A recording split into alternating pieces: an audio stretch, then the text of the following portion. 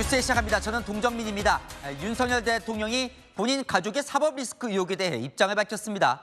오늘 이 새로 부활하는 민정수석 인사를 직접 발표했는데요. 민정수석실 부활이 이 부인인 김건희 여사 사법 리스크 방탄용 아니냐는 야당 지적에 그건 내가 풀어야 할 문제라고 했습니다. 공적인 기관이 담당할 문제가 아니라 개인의 문제라는 건데요. 모레 회견 때 구체적인 입장이 나올 것 같습니다. 첫 소식 조영민 기자입니다. 윤석열 대통령이 민정수석실 신설을 직접 발표했습니다. 대선 당시 공약에 따라 2년간 폐지했지만 민심 청취 차원에서 부활이 불가피하다고 설명했습니다. 또 지난번에 이재명 대표와 회담할 때도 야당 대표단에게 민심 청취 기능에 대한 지적을 또 하더라고요. 대통령 참모들이 일선의 민심이 좀 대통령에게 잘 전달이 안 되는 것 같다. 가족의 사법 리스크를 방어하기 위한 것 아니냐는 야당의 지적에는 직접 반박했습니다. 김건희 여사 특검법을 앞두고 사법 리스크 방어를 위해서 민정수석실이 필요한 것입니까? 사법 리스크가 있다면 제가 해야 될 문제이지 제 문제를 또 저에 대해서 제기된 게 있다면 제가 설명하고 풀어야지 민정수석이 할 일은 저는 아니라고 생각합니다. 가족과 관련된 사법 리스크는 개인의 문제이지 공적인 민정수석이 다룰 문제는 아니라는 뜻을 밝힌 겁니다. 신임 민정수석에는 검사 출신의 김주현 전 법무부 차관이 임명됐습니다.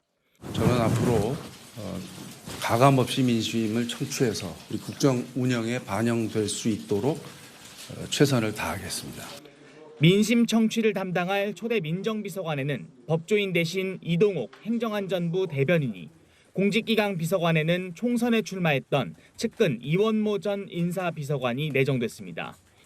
민주당은 민정수석 신설을 통한 민심 청취는 어불성설이라며 본심은 사정기관 장악이라고 비판했습니다. 채널A 뉴스 조용민입니다. 이원석 검찰총장도 김건희 여사의 명품백 수수 의혹 수사에 대해 입을 열었습니다. 신속하고 엄정하게 수사하겠다고요.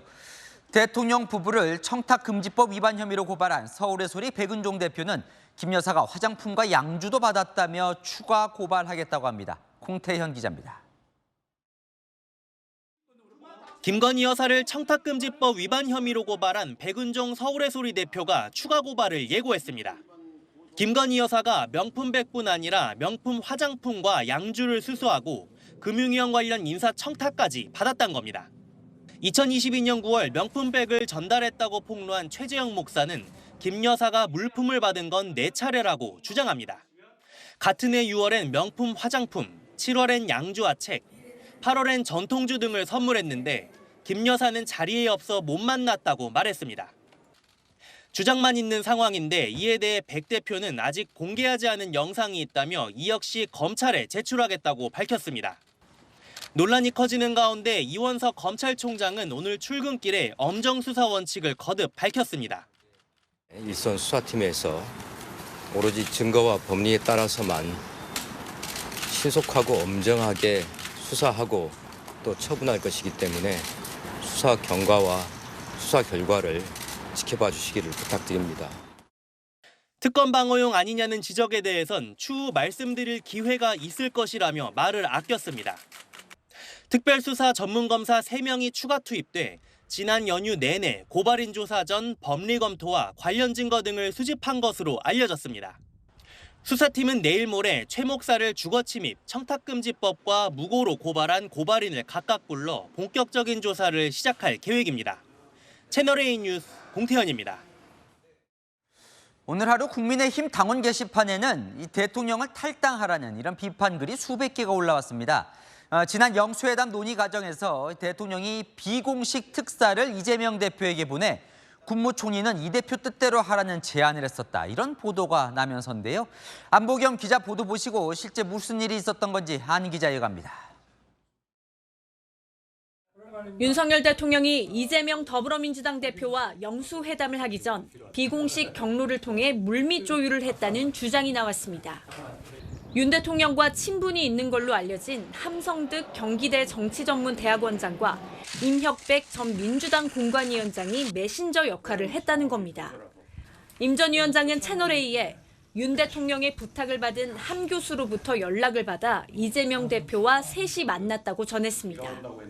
참석자에 따르면 윤 대통령은 이 두 사람을 통해 이 대표에게 국무총리 인사를 지명해달라고 전달한 걸로 전해집니다.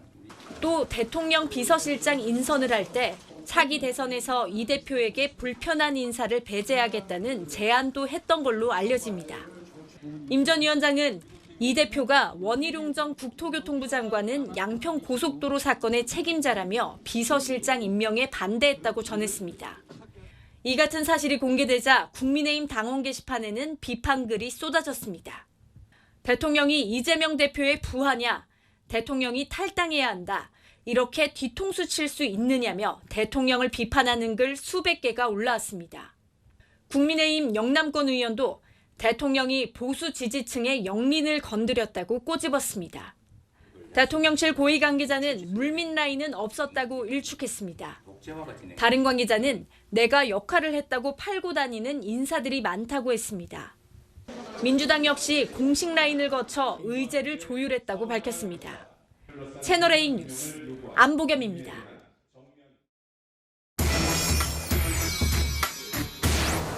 아는 기자 정치부 이현지 기자 나와 있습니다. 오늘 정치권이 아주 하루 종일 시끌시끌했습니다.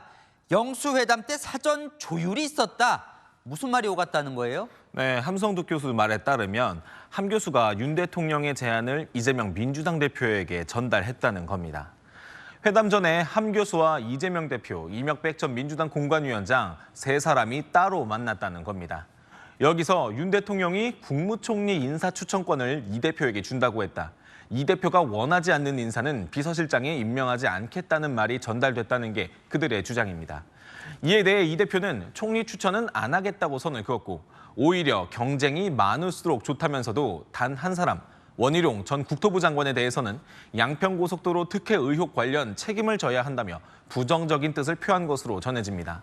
실제로 원 전 장관이 비서실장 후보로 거론되다 무산된 배경에 이런 물밑 조율이 있었기 때문 아니냐 이런 말도 나왔습니다. 자, 이 국민의힘 당원들 사이에서는 아주 난리가 났다면서요? 네, 앞서 리포트에서 보셨듯이 당원 게시판이 하루 종일 부글부글 끓었습니다.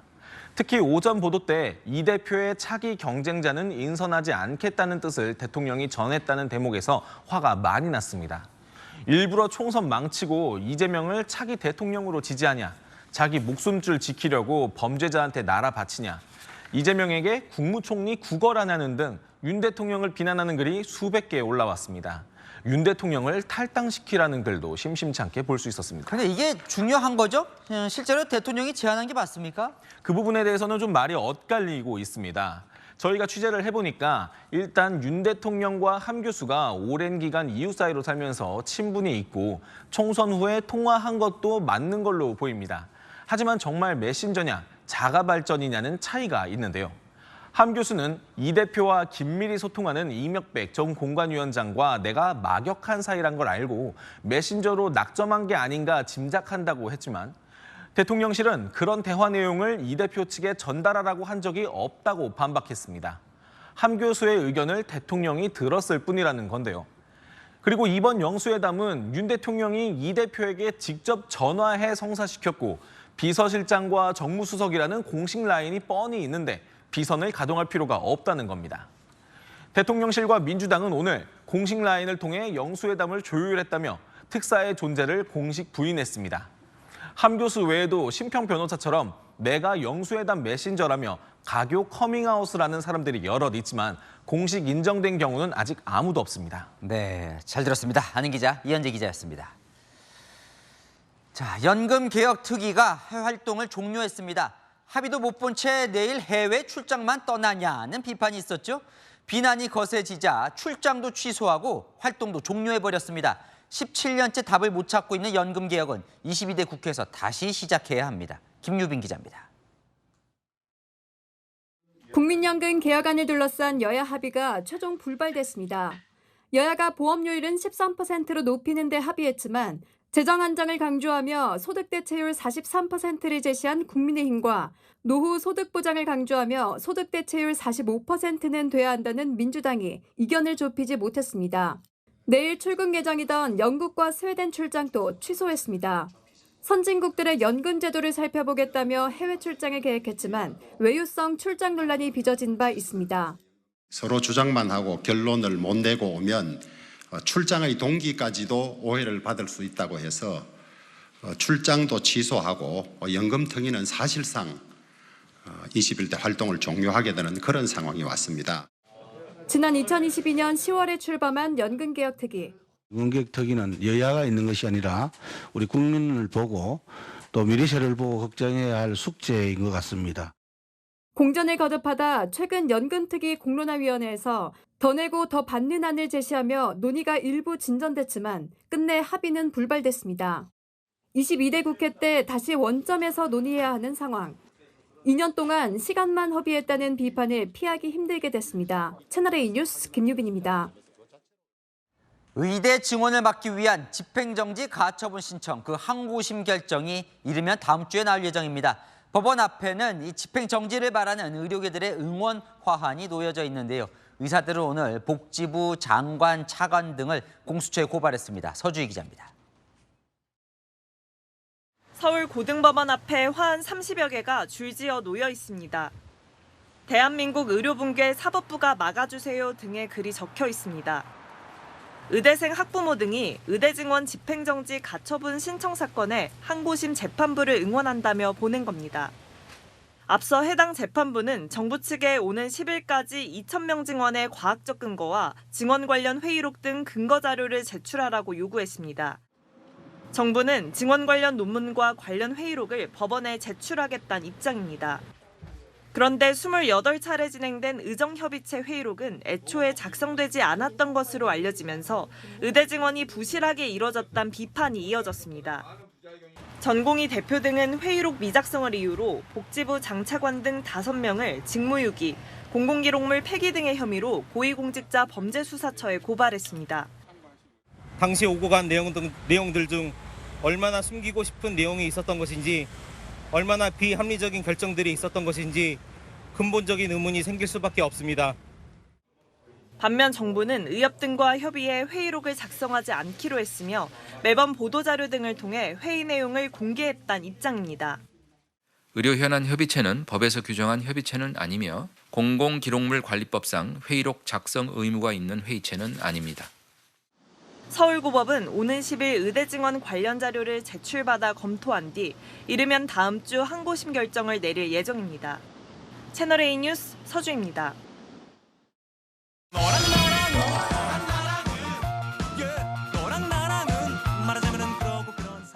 네, 윤수미 기자와 여랑야랑 시작합니다. 첫 번째 주제 보겠습니다. 한동훈 전 비대위원장, 새로운 뭘까요? 네, 한 전 위원장을 두고 이 복권이라는 비유가 나왔는데요. 총선 전까지는 이 안 긁은 복권이었던 한 전 위원장, 지금은 어떤 복권일까요? 제가 한동훈 위원장을 그때 나와서 표현했을 때 안 긁은 복권이다라고 얘기했을 거예요. 네. 근데 긁어서 꽝이 나왔는데 왜 다시 그 복권을 긁어야 되는 거냐는. 그러니까 총선 패배로 꽝이 나왔으니 전당대회는 안 나오는 게 좋겠다, 뭐 이런 뜻입니까? 네, 하지만 이 자질은 여전히 높게 평가한다며 새로운 복권이 될 수 있는 방법이 있다고 했습니다. 복권이 일주일마다 한 번씩 나오잖아요. 네. 정치적 시간으로는 상당히 휴직을 가져야 되고 서울시장 선거 아니면은 보궐 이라고 저는 얘기합니다. 네, 이번 전당대회는 쉬어가고 대신 서울시장 선거나 보궐선거에 나가서 당선이 된다면 당첨 복권이 될 수 있다는 거죠. 시간을 좀 더 가져야 된다는 건데 뭐 정답은 없죠. 어차피 본인의 선택이니까요. 네, 총선 패배 이후에도 이 한 전 위원장이 다시 나서야 한다는 지지층들의 목소리가 커지고 있는데요. 이런 상황이 한 전 위원장의 등판을 재촉할 거라는 관측이 나옵니다. 지금 정치권에서 계속해서 한동훈 위원장을 불러내는 격이 돼버려가지고 이번에 전당대회에도 나올 수 있는 가능성이 높아지고 있다고.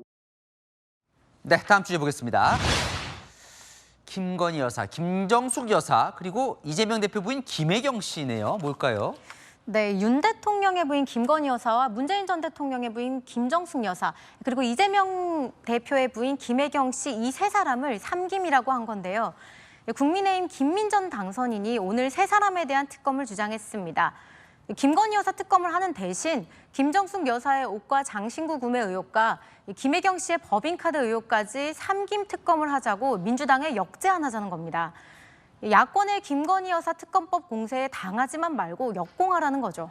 아우, 요즘 뭐 특검 이번에는 삼김 특검까지 나온 겁니까? 네, 민주당도 검찰을 향한 전방위적 특검 공세를 예고했죠.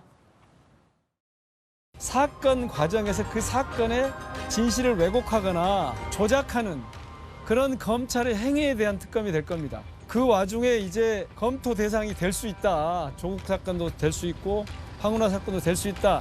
이렇게 말씀을 드리는 건데. 국민의 상식적인 시각으로 볼 때는 불공정한 거, 부당한 거, 의혹이 있는 것은 낱낱이 밝히는 것이 그래도 바람직하지 않는가. 네, 이화영 술판회유 의혹, 이재명 대표 피의사실 공표 의혹 특검 등이 구체적으로 거론되고 있는데요. 특검 공화국이라도 해도 과언이 아닐 것 같습니다. 네, 주제 하나 더 보겠습니다. 자, 민주당 국회의장 후보군들이네요. 더 센 공약은 뭘까요? 네, 오늘부터 민주당의 의장 후보 등록이 시작됐는데요. 이 후보들 당심에 호소하는 더 센 공약을 쏟아내고 있습니다. 먼저 조정식 의원, 검찰의 국회 압수수색을 막겠다고 했습니다. 검찰의 압수수색에 대해서는 이 국회의장이 동의가 있어야 되는데 이런 부분들을 너무 쉽게 길을 터준 거예요. 그러다 보니까 심지어 국회가 정치검찰에서 살령타가 됐다. 네, 또 검찰개혁 완료, 개혁입법 추진, 의장평가를 실시해 당 의원들이 불신임하면 사퇴하겠다고 공약했습니다. 자, 이 압수수색을 막겠다는 게 국회의원 특검 방탄용이 되면 안 될 것 같은데 다른 후보들도 비슷해요, 공약이? 네, 오늘 출마 선언을 한 우원식 의원도 이 뒤질세라 강성 공약을 내놨습니다. 개혁의 걸림돌이 되는 관례도 깨트리겠습니다. 모든 기준은 총선 민심이며 국회에 대한 검찰의 부당한 압수수색 영장 집행은 절대로 용납하지 않겠습니다. 네, 정성호 의원과 추미애 당선인도 내일 출마 선언을 하는데요. 두 후보 못지않게 센 공약을 내놓을 것으로 보입니다. 글쎄요, 관례를 깨트리겠다는 게 의장 중립을 지키지 않겠다, 뭐 이렇게도 들리는데, 예. 네, 그래서 이 민주당 출신 김진표 의장이 따끔하게 한 소리 했는데 후보들을 오늘 일제히 반격했습니다. 한 사람이 스스로가 부끄러워질 겁니다. 편파된 의장의 역할을 하면 그 의장에는 꼭두각시에 불과할 겁니다. 김진표 의장께서 이번에 최상병 특검 통과시킨 거 그렇게 하자는 겁니다. 이번에 한 것도 의장님 본인이 부끄러워해야 되는 일인가요? 그렇지 않잖아요. 제가 국회의장이 되면 저는 민주당 출신이고 제 몸에는 민주당의 피가 흐르고 있는 거예요. 의장이 되어도 그 본질이 변하는 건 아닙니다. 국회의장은 입법부 수장으로 이 특정 정당 눈치 볼 게 아니라 국민의 뜻을 살펴 국회를 운영하는 자리라는 점 잊지 말아야겠죠. 네, 지금까지 야랑야랑이었습니다. 네, 다음 소식입니다. 서울 강남구 15층 건물 옥상에서 20대 남성이 여자친구를 흉기로 살해했습니다.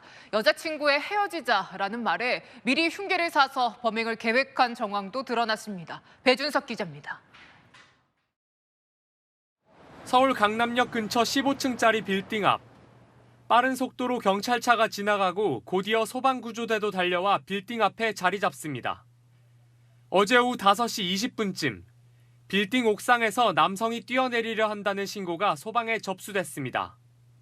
현장에 출동한 소방과 경찰은 20대 남성을 구조한 뒤 관할 지구대로 인계했습니다. 잡으려고 했는데 미끄러웠다. 아니면 잡으려고 했는지 모르겠지만 미끄러웠다 정도만 들었죠. 현장에 소지품을 두고 왔다는 남성의 말에 경찰이 빌딩 옥상을 다시 찾았고 거기서 흉기에 찔려 숨진 20대 여성이 발견됐습니다. 남성이 여성에게 흉기를 휘두른 지 이미 1시간이 지난 뒤였습니다. 숨진 여성 옆에는 흉기도 그대로 놓여 있었습니다. 남성은 여자친구가 헤어지자고 해 살해한 뒤 옥상에서 뛰어내리려 했다고 진술한 것으로 알려졌습니다. 남성은 서울 소재 명문대생으로 피해자와는 동갑내기 연인이었던 것으로 전해졌습니다. 남성은 범행 전 경기 화성시의 대형마트에 들러 미리 흉기를 구입하는 등 범행을 미리 계획한 정황도 확인됐습니다. 경찰은 자세한 사건 경위를 조사하는 한편 남성에 대해 살인 혐의로 구속영장을 신청할 방침입니다. 채널A 뉴스 배준석입니다. 네, 서울의 시장 골목길에 QR코드가 인쇄된 중국어로 쓰인 수상한 전단지가 여기저기 붙어 있습니다. 휴대전화로 이 QR코드를 찍으면 어디로 연결될까요? 최다함 기자가 취재했습니다. 서울 구로구의 시장 앞. 중국어와 함께 QR코드가 적힌 분홍색 전단지가 곳곳에 붙어 있습니다. 흔히 쓰는 한문이 아닌 간체자로 쓰여 있는데 번역하면 오락실이란 뜻입니다. 은밀한 지령처럼 다른 정보는 없는데 알고 보니 도박장 광고입니다. 시장 앞 골목 입구에만 QR코드가 그려진 불법 도박장 홍보 전단지가 15장이나 붙어 있습니다. 인쇄된 QR코드를 휴대전화로 스캔해보니 중국인들이 많이 사용하는 채팅 앱으로 연결됩니다. 말을 걸자 도박장 관계자는 중국어로 음성 채팅을 걸어옵니다.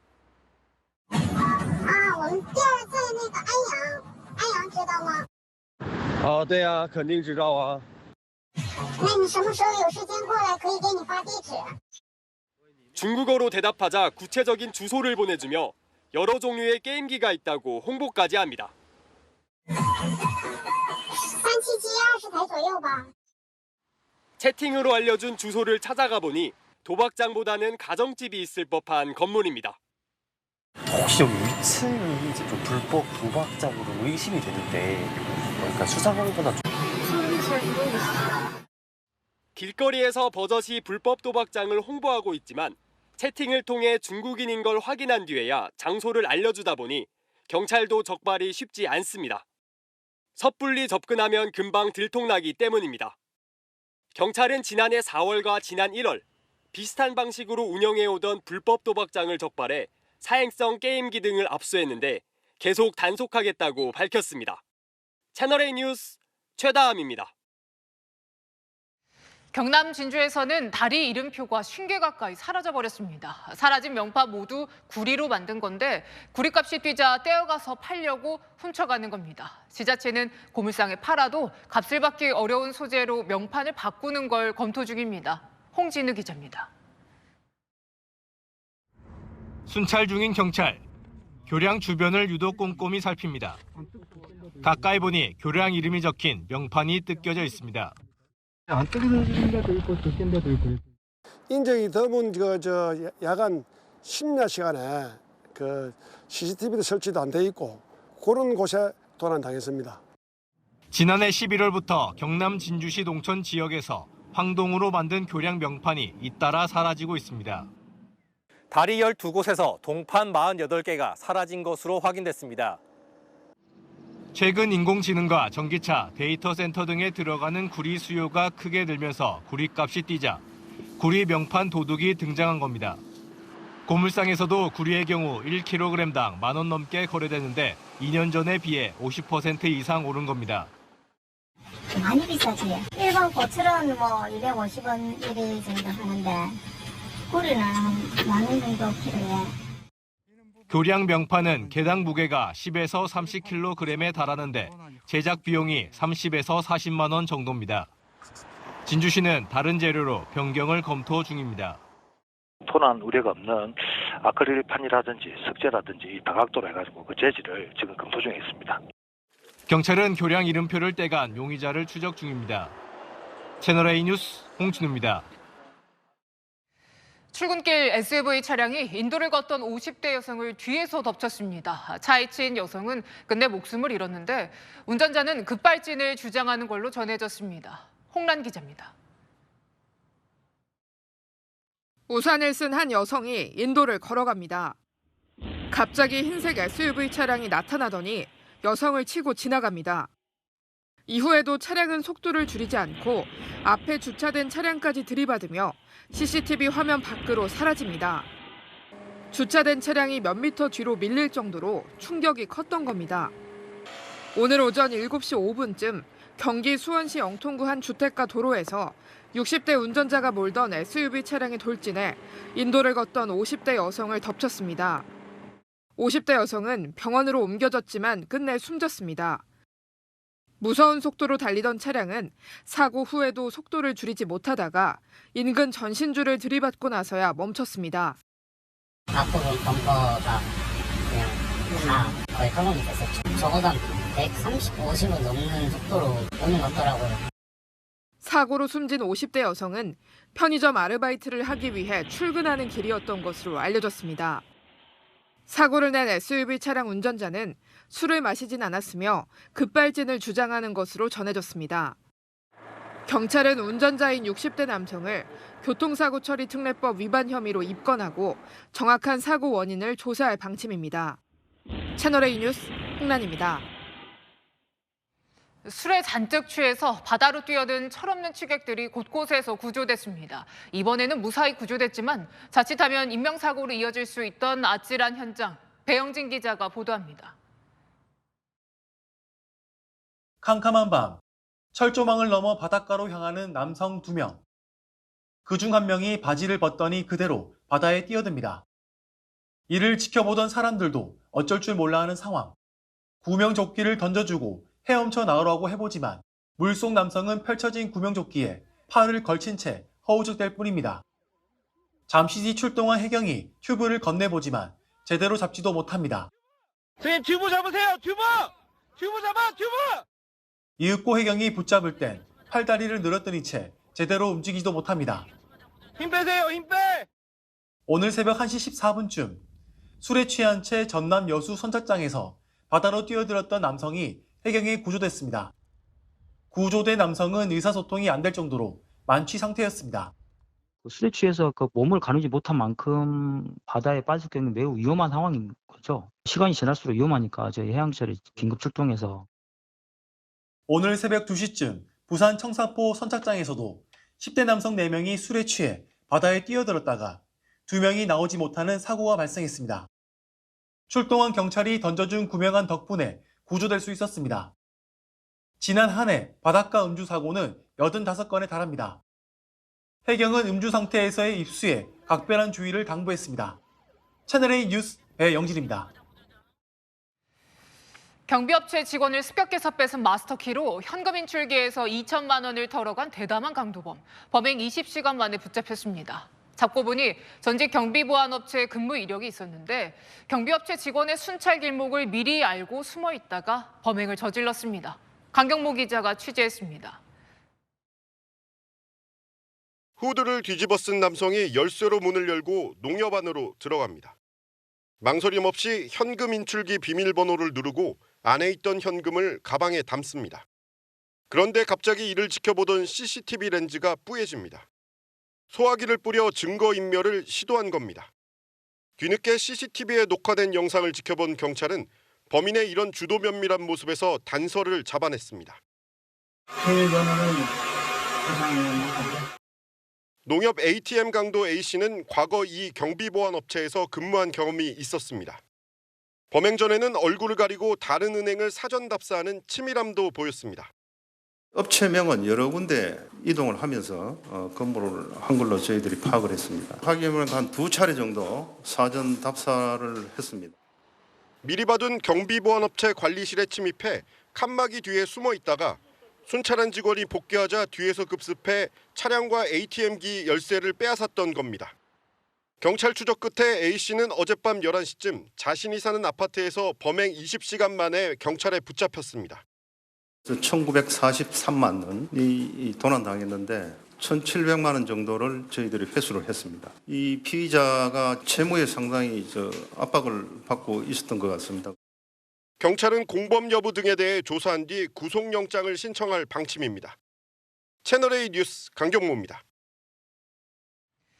네, 인천과 김포에서 사흘 사이에 전기차에서 잇따라 불이 났습니다. 김포 화재는 아파트 지하에 주차된 전기차에서 발생해서 진화에 어려움을 겪었는데요. 상황이 이렇다 보니 전기차의 지하 진입을 금지하는 건물이 늘고 있습니다. 이기상 기자입니다. 지하 주차장이 연기로 가득 차 앞이 제대로 보이지 않습니다. 승용차 문이 모두 열려 있고 소방대원들은 차를 향해 연신 물을 뿌려댑니다. 불이 난 승용차는 파란 번호판을 단 전기차.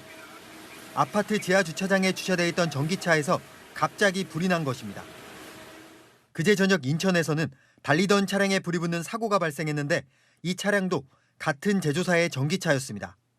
소방당국은 두 화재 모두 정기적 요인으로 불이 난 걸로 보고 있습니다. 시민들은 일단 전기차 화재도 걱정이지만 장소가 지하 주차장인 게 더 불안하다고 말합니다. 지하 주차장 같은 데서 화재가 나면은 그 소방 이제 진압하는데 되게 시간이 오래 걸린다고 해가지고 그렇게 아파트 사는 사람들은 다 걱정이 있는 것 같습니다.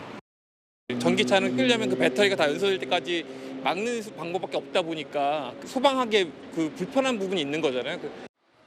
실제로 일부 아파트나 건물은 전기차 지하 출입가 주차를 아예 금지하고 있습니다. 경남과 충남에서는 전기차 충전 시설의 지상 설치를 권고하는 조례 개정안까지 발의됐습니다. 전기차 화재는 늘고 있지만 정확한 원인이 밝혀지지 않으면서 시민 불안만 커지고 있습니다. 채널A 뉴스 이기상입니다. 서울 강남에 세워지는 초고가 아파트가 짓기 전부터 논란입니다. 이탈리아 명품 브랜드가 인테리어를 맡아 최소 분양가가 200억 원이 넘는데 이 돈이 많다 해도 직업과 자산을 따져서 입주자를 골라받겠다고 합니다. 황민경 기자입니다. 한 이탈리아 명품 브랜드의 이름을 딴 초고가 주상복합이 들어설 서울 강남구 논현동 부지입니다. 7호선 지하철역 인근 부지인 이곳에 지하 7층에서 지상 20층 규모로 9월부터 지어집니다. 이 브랜드가 인테리어를 도맡아 전 세대에 자사, 가구, 카펫, 식기 등을 배치합니다. 미국 마이애미, 스페인 마르베야 등의 초고가 주택을 지어왔는데 한국이 7번째입니다. 설계는 이화여대 ECC 건물을 설계한 프랑스 건축가 도미니크 페로가 맡았습니다. 건물은 281제곱미터 오피스텔 6채와 248제곱미터 아파트 29가구로 구성됩니다.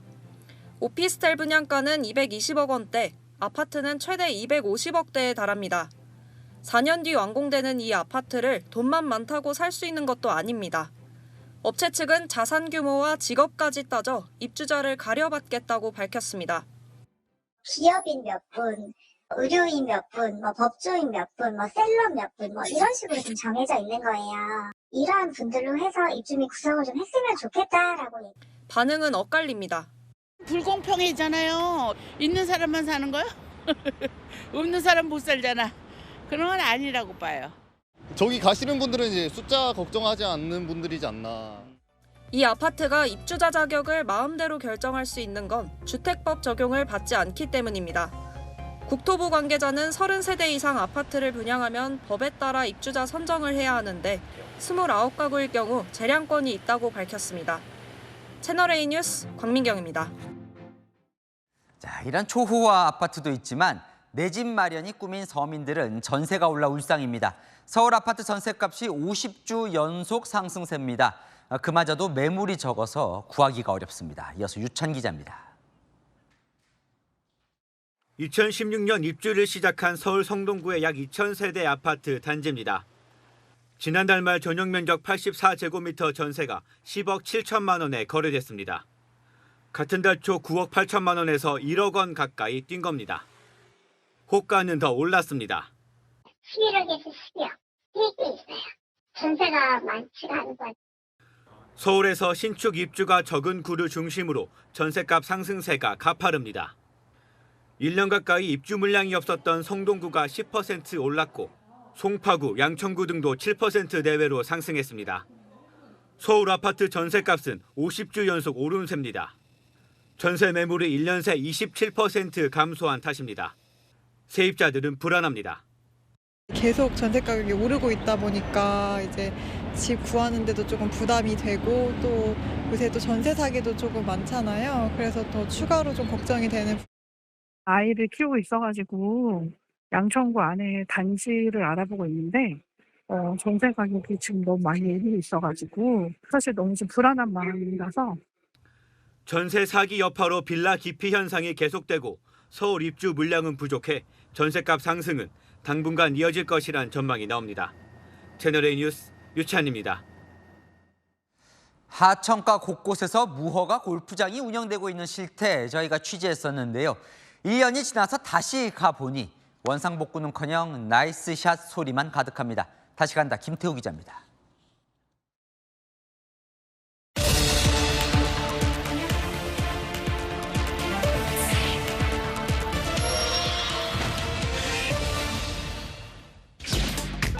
하천 옆 잔디밭에 사람들이 삼삼오오 모여 있습니다.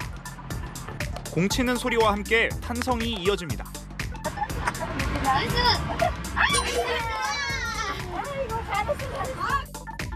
요즘 중장년들 사이에 인기가 많은 파크 골프입니다. 일반 골프장보다 규모는 작지만 가까운 곳에서 싼 값에 이용할 수 있습니다. 파크 골프장 곳곳엔 이렇게 티샷을 위한 받침대들이 있고요. 땅을 파서 설치한 깃발과 홀컵도 있습니다. 3시간 넘는데 2,000원. 너무 부담 없고 집에서 가까운 데 있고 멀리 안 가도 되고. 그런데 동대문구청이 이용료까지 받고 있는 이 파크 골프장은 무허가 시설입니다. 환경부가 지난해 6월 하천 둔치 무단 점용을 지적하며 철거와 원상복구를 명령한 겁니다. 1년이 다 돼가지만 철거는커녕 이용 시간대를 기존 1, 2부에서 3부까지 늘렸습니다. 차 자체로도 똑같은 상황이라고 알고 있는데 전명 허가 신청을 할 예정이에요. 서울 광진구, 노원구, 도봉구 운영 파크 골프장들도 무허가 시설입니다. 지난해 환경부에 적발된 무허가 파크 골프장 71곳 중 15곳이 여전히 무허가 상태로 운영 중입니다. 서울 중랑천에는 무허가 파크 골프장이 더 늘어나기까지 했습니다. 조명호가는 놓친 부분입니다. 그거는 국민들이나 이 협회나 이런 분들이 요구사항을 지급히 들어주다 보니까 법을 어긴 지자체들은 주민 민원 탓부터 합니다. 갑자기 없어진다고 하면은 이용하시는 이용객분들도 꽤나 되시니까 말이 또 나올 수도 있죠. 사실 쉽지 않아요. 환경부도 고발이나 과태료 부과에는 미온적입니다. 불법 점령은 기관장 고발이거든요. 기관장 고발이 되겠냐는 거죠.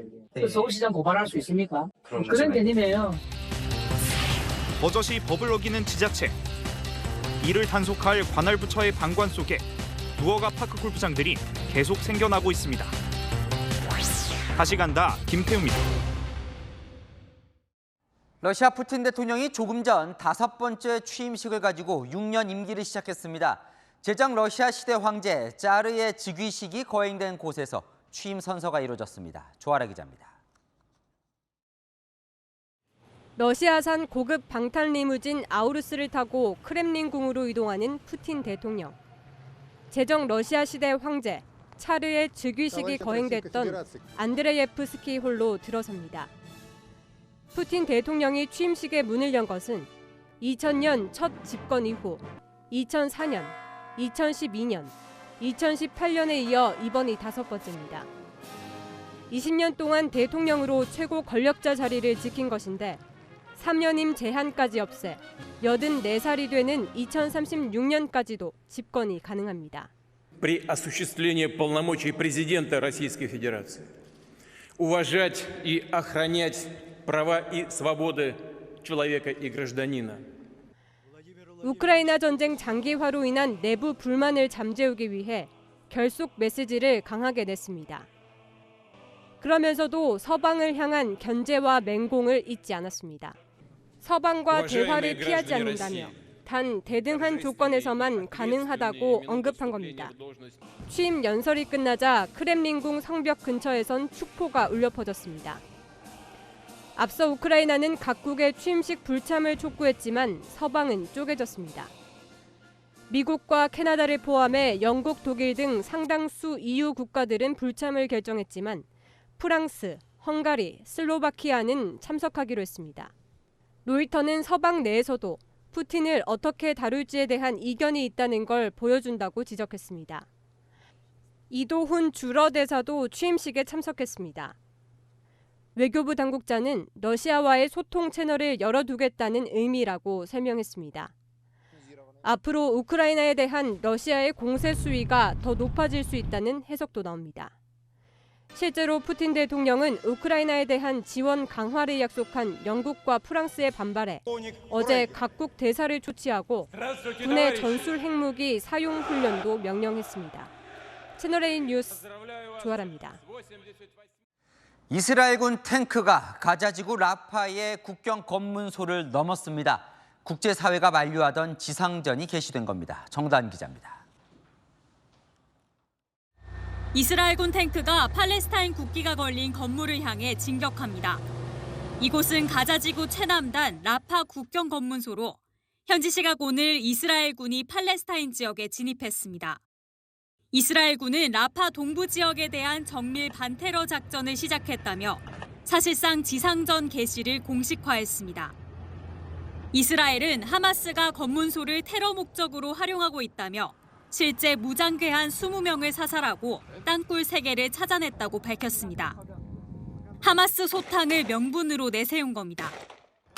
하지만 하마스가 수용한 휴전안을 두고 당초 승인했던 안과 다르다며 거부한 후 지상전을 재개한 겁니다. He wants a ceasefire and a hostage return, but not a permanent ceasefire. Hamas wants a prisoner exchange, hostage return, and a permanent ceasefire. 휴전 타결 가능성에 하루 전까지만 해도 기뻐했던 가자지구 주민들은 4번째 피란길에 올라야 했습니다.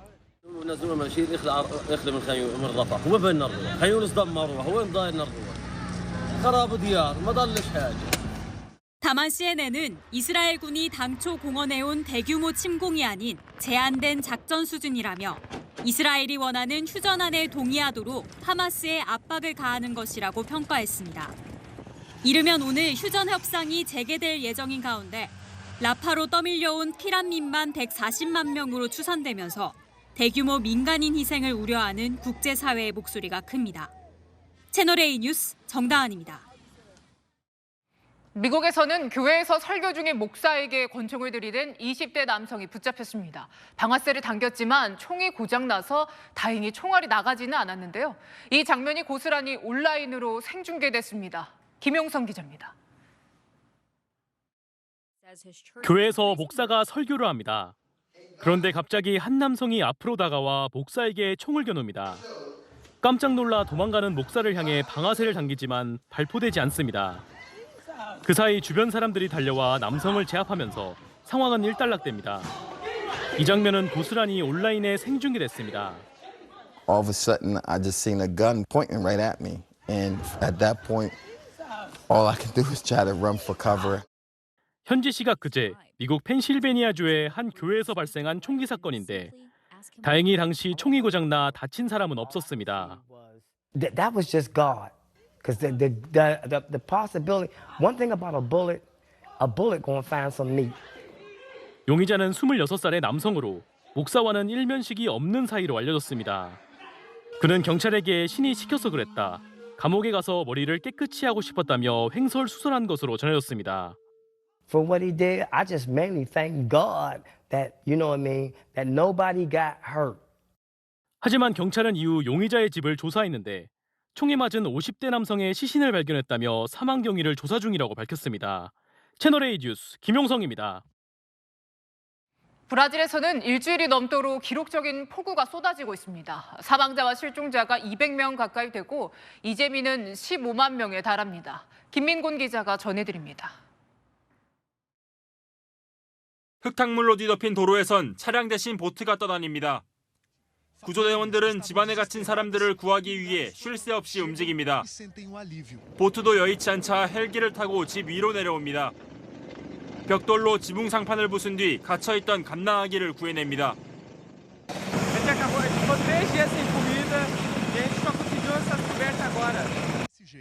아버지를 뒤에 두고 먼저 구조된 딸은 안타까움에 울음을 그칠 줄 모릅니다.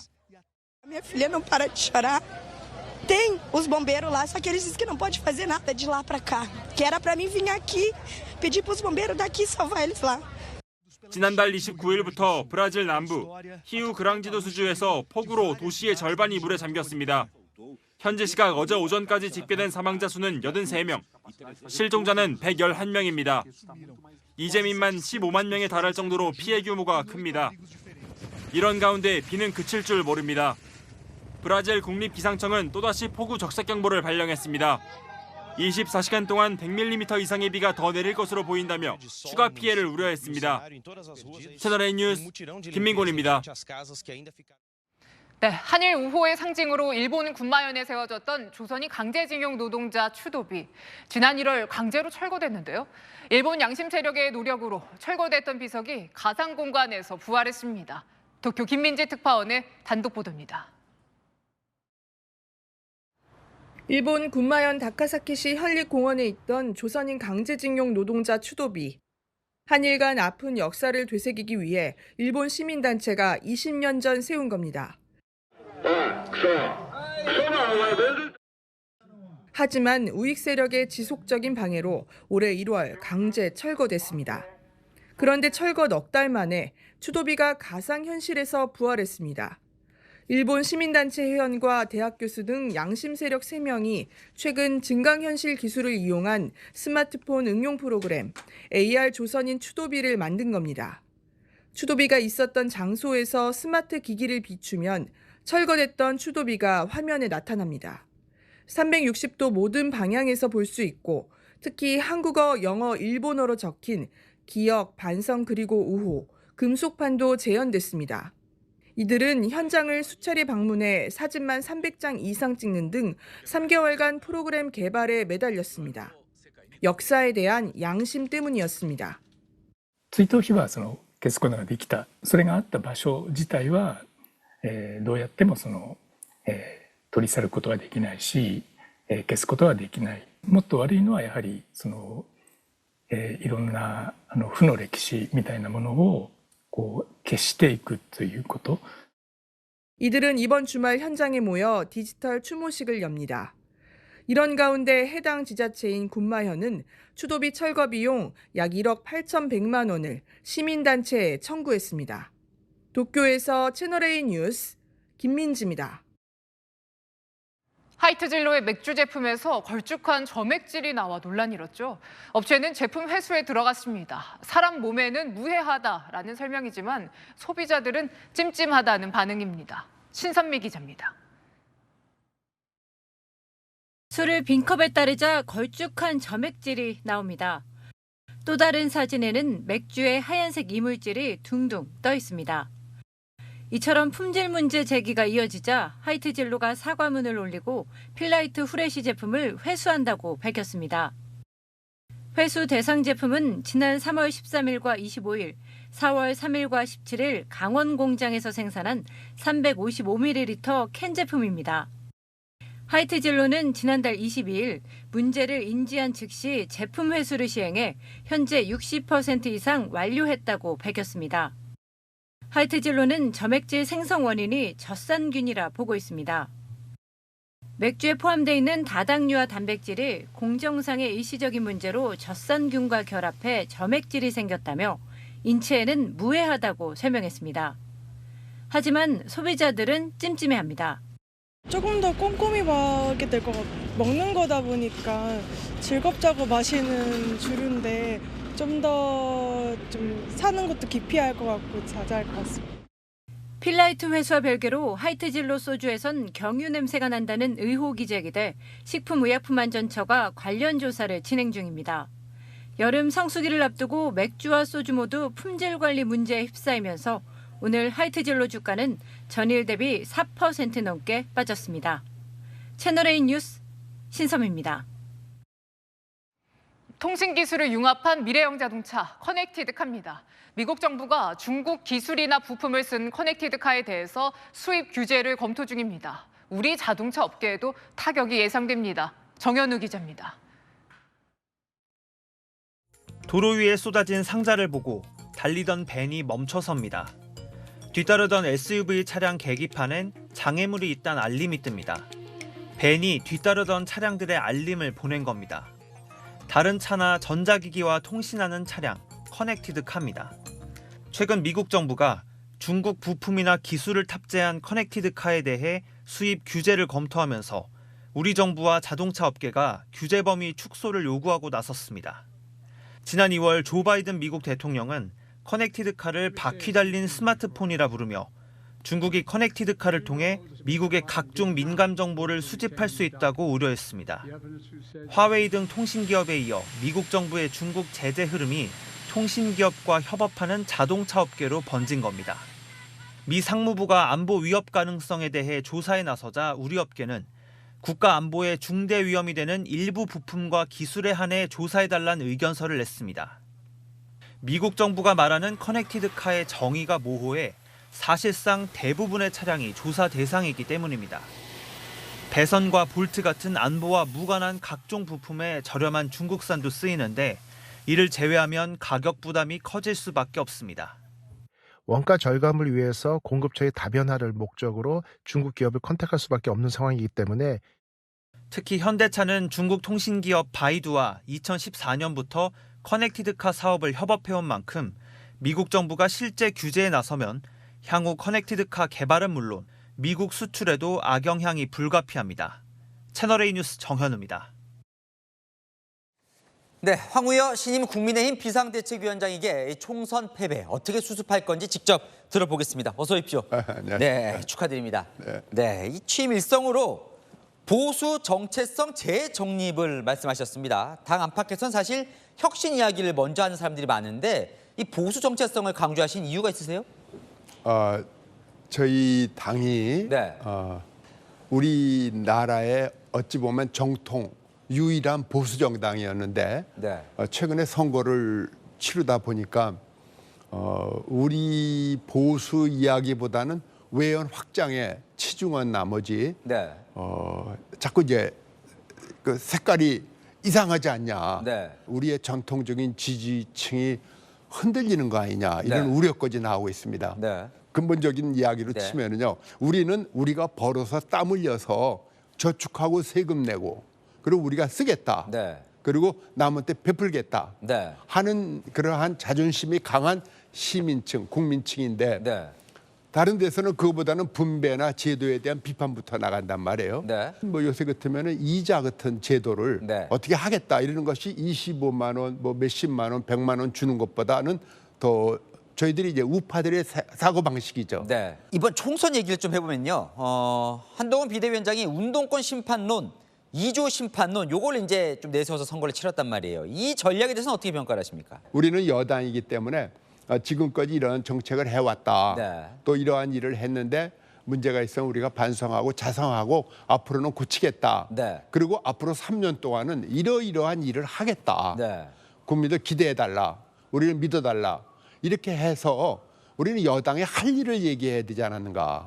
그런 생각은 있습니다. 종래의 선거 방법과 많이 다른 걸 저희들이 시도했는데 그게 잘 주요하지 않은 것 아니냐라는 자성이 있습니다. 처음에 이제 임명되실 때 이제 많은 언론들이 이제 2달 임기, 2달 이렇게 많이 썼었는데 자, 이게 6월 말에 전당대회가 어떻게 가능한가요? 어떻습니까? 6월 말에 전당대회를 하려면은 당원 당규상에 한 40일이 되는 것을 역산해 보면요. 5월 한 중순경에는 모든 절차가 맞춰져야 되는데 지금 원내대표 선출이 9일, 10일에 끝나잖아요. 그러면은 도저히 불가능하죠. 그리고 민주당이 지금 8월 전당대회래요. 그렇죠. 그러니까 서로 그런 점도 고려해서 정무적인 고려도 해야 되고 같은 날, 같은 시기에 하든가 아니면 하더라도 얼마 안 되는 시간에 그렇게 하는 거는 가능해요. 한동훈 비대위원장이 당권에 나올까 말까 지금 얘기가 많이 나오던데 어떻게 보세요? 바람직하다고 보십니까? 이번에 출마가? 우리 아깝고 아주 소중한 인재시니까 본인이 잘 판단하시겠죠. 대권 주자가 대표가 되실 때에는 아마 신랄한 비판을 미리부터 받으셔야 될 거예요. 그러니까 그런 것도 감당하셔야 되고. 보수 정체성 이 부분에서는 조금 어떻게 좀 구상이 있으세요? 네, 우선 저희가 우리가 보수 가치가 무엇이냐, 우리가 헌법의 핵이나 헌법 가치라는 것이 딱 있지 않습니까? 마찬가지로 이걸 좀 정비할 필요가 있습니다. 강령 또는 선언을 해서 이것만은 우리 당이 존속하는 한 안 된다. 이건 요지부동의 불변의 가치다라는 걸 여의도 연구원 보고 만들려고 그러려고 합니다. 보수의 그분들이 헌장과 같이 가슴에 새길 수 있는 보수 가치를 만들면은 우선 이것이 가장 정체성 확보에 중요하고 또 그것이 우리로서의 쇄신의 첫걸음이라고 봅니다. 알겠습니다. 황우여 신임 국민의힘 비대위원장과 이야기 나눠봤습니다. 오늘 말씀 감사합니다. 감사합니다. 길었던 비는 오늘까지입니다. 대부분 밤 사이 그치겠고 내일은 차츰 맑아집니다. 우산은 넣어두지만 자외선이 강해져 양산을 꺼내야겠습니다. 봄볕에 낮부터 기온이 크게 오르겠습니다. 오늘 서울은 15도에 그쳤지만 내일은 21도, 모레는 22도로 더 따뜻해집니다. 다만 아침 기온 낮아서 일교차가 크겠습니다. 동해안과 남해안, 제주 해안가에 너울은 내일도 강하게 밀려들겠고 전해상의 물결도 최고 4m로 높게 일겠습니다. 내일 아침 전국이 11도 안팎에서 시작돼 쌀쌀하겠습니다. 따뜻한 외투를 챙겨야겠고요. 낮엔 대전 21도, 춘천과 광주 22도까지 기온이 크게 오르겠습니다. 당분간 기온이 20도를 웃돌겠고 주말엔 다시 전국 대부분 지역에 비가 내리겠습니다. 날씨였습니다. 국회 연금개혁특위가 2년 가까이 시간만 끌다 오늘 활동을 종료했습니다. 내일부터 해외 출장 나가려다 여론 문매를 맞자 이 출장 취소하고 대신 활동도 종료하겠다는데요. 21대 국회 임기 아직 22일 더 남았습니다. 여론 눈치 보느라 출장은 못 가더라도 이 마지막까지 밤샘 토론이라도 해야 하는 거 아닐까요? 마침표 찍겠습니다. 무능하고 무성의한 국회. 뉴스의 맛입니다. 감사합니다.